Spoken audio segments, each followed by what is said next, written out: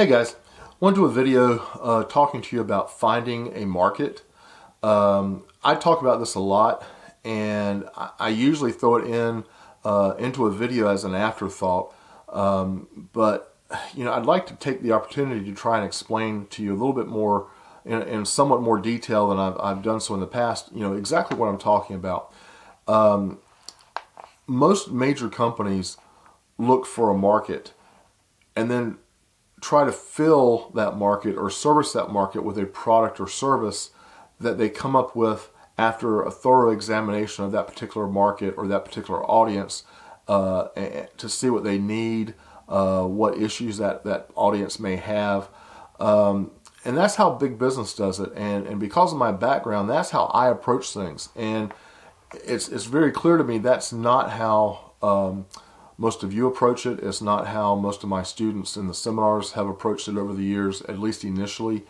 And, I'm not going to be so strong and say, well, if you pick your product first, you're doing something wrong. I know that's probably what 95% of the people do. But I will tell you that in the world of big business and big advertising and big merchandising, 99% of the players pick their market first and then find products to fill that marketplace. They don't pick their product first and then go out looking for an audience. So, just if you're going to be a big boy, if you're going to run in the tall grass of the big dogs, as they say, you might want to reconsider your way of going about doing business. So just to give you a brief rundown of kind of how I approach things, I've done other videos talking about customer avatars.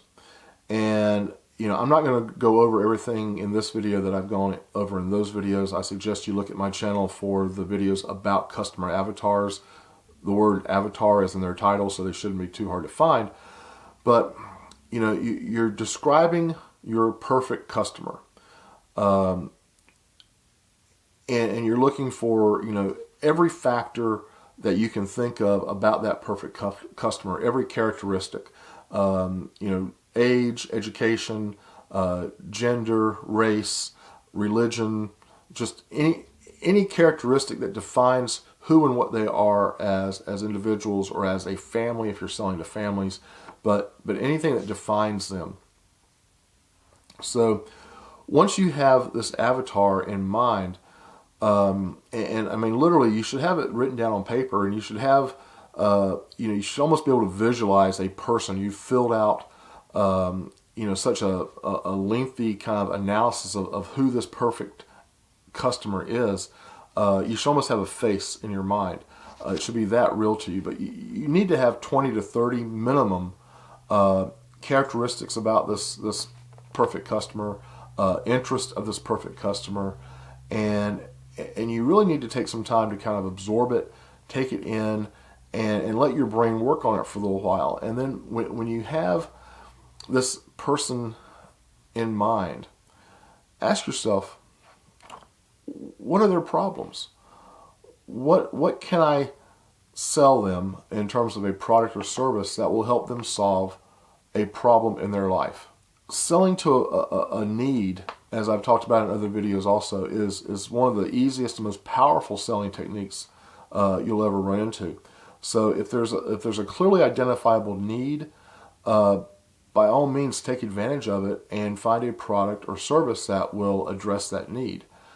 If there's nothing that really jumps out at you, think in terms of what are they passionate about. So just to give you, I'm going to stop right there for a second and backtrack. If you're looking to sell into a market that is comprised of, say, 55 to 65-year-old Americans, just off the top of my head, the first thing that comes to mind is diabetes. Okay? If any of you want to find out how many people are selling diabetic information, diabetic supplies, diabetic anything to that marketplace, just do a Google search for diabetes and live with the ads that you're going to see for the next 6 months asking you if you want to take a survey about your diabetes. It's something that is so far-reaching in that particular demographic that it's an easy market to sell into. These people have probably just gotten a diagnosis, in their mid-50s to early 60s. A lot of them are panicky. A lot of them are really concerned about what it means for their longevity. And they are looking to buy information. They are looking to buy supplements. They're looking to buy, a variety of types of products, diabetic socks, support hose, foot powder for diabetics, toothpaste for diabetics, you name it. They're looking to buy a lot of different things. That they're going to be making a massive change in their life, more than likely, and there are a lot of products and services that they will need to buy in order to make that change. Now, jumping forward to where we were a second ago, which I guess would be jumping forward to go backwards.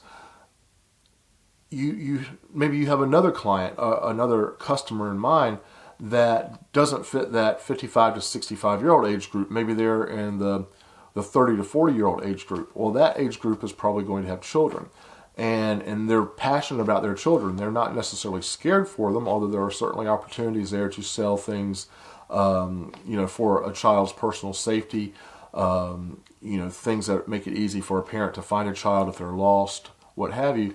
But you're probably going to be better off trying to sell to their passions, sell to their need for information as far as education goes. There are a lot of people in that age group that homeschool. Look for products and services you can sell that appeal to the child. Look for products and services you can sell that appeal to the family group as a whole. You can sell vacations on Disney Cruise Lines. You can sell them any number of things. Their desires, they're in peak earning years in terms of their income. If they're ever going to have money, it's probably in that 30 to 45-year-old age range when they're making top dollar. So look at what they want. Look at what their desires are, the things that they're passionate about. So their kids, their pets, maybe their cars. Remember, these people are your peak consumers. White shark of the world of consumerism. They will pull out their credit cards in a heartbeat and just burn it up. So give them the products and services they're looking for, and you will do very, very well selling to them. So, just wanted to give you that example of how you identify a market. You then ask yourself what the market needs, what are their likes and dislikes, what are their true needs, what are their wants, what are they passionate about, and then you look for products and services to sell into that market.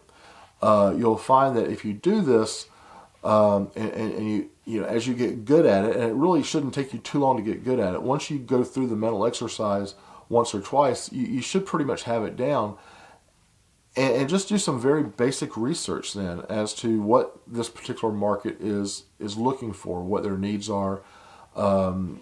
If some of you are younger out there looking to sell into a demographic different than your own, you may not need to look any further than just your grandparents. What are their concerns? Talk to some older people. Ask them, what are they interested in? Literally go to a doctor's office and look at the magazines, look at the AARPs, look at the various publications that are out there for senior citizens.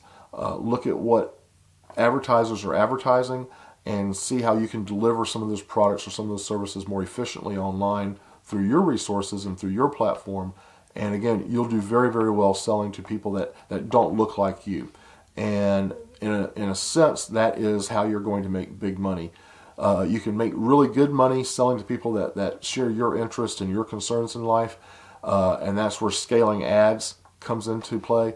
But when you can sell to people that don't look like you, you know that you have then developed a skill that is going to serve you well, because you can sell anything to anybody at any time. And it's just a question of your mindset and being willing to learn and try new things. So take all of this in. Please ask questions, leave comments. If you found it helpful, hit like, and definitely subscribe to the channel, and I'll have some more videos shortly.